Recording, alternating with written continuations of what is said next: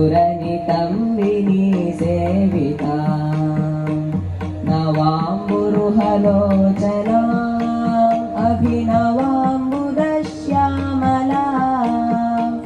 त्रिलोचनकुटुम्बिनी त्रिपुरसुन्दरीमाश्रये कदम्बवनवासिनी कनकवल्लकीधारिणी महार्हमणिहारिणी मुखसमुल्लसद्वारुणी दयाविभवतारिणी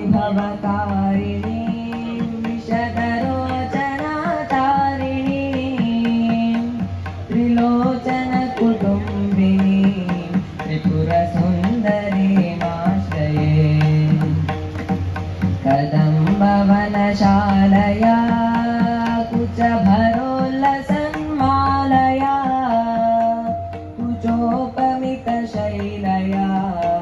गुरुकृपालसद्वेलया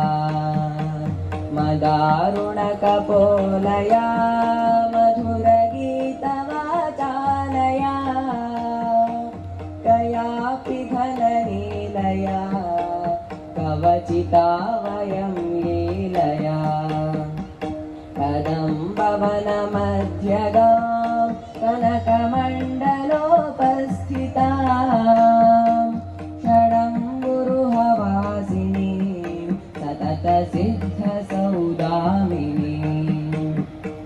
विडम्बितजपारुचिं विकचचन्द्रचूडामणिं त्रिलोचनकुटुम्बिनीं त्रिपुरसुन्दरीमाश्रये कुचाञ्चितविपञ्चिकां कुटिलकुन्तलालङ्कृतां कुशेशयनिवासिनीं कुटिलचित्तविद्वेषिणीं मदारुणविलोचनां मनसि जारि सम्मोहिनीं मतङ्गमुनिकन्यकां मधुरभाषिणीमाश्रये स्मरेत् प्रथमपुष्पिणीं रुधिरबिन्दुनीलाम्बरां गृहीतमधुपात्रिकां मदविघूर्णनेत्राञ्चलां घनस्तनभरोन्नतां गलितचूलिकां श्यामलां त्रिलोचनकुटुम्बिनी त्रिपुरसुन्दरीमाश्रये सकुङ्कुमविलेपनाम् अलकचुम्बितस्तूरिकां समन्दहसितेक्षणां सशरचापकाशाङ्कुशाम् अशेषजनमोहिनीम् अरुणमाल्यभूषाम्बरां जपाकुसुमभासुरां जपविधौ स्मराम्यम्बिकां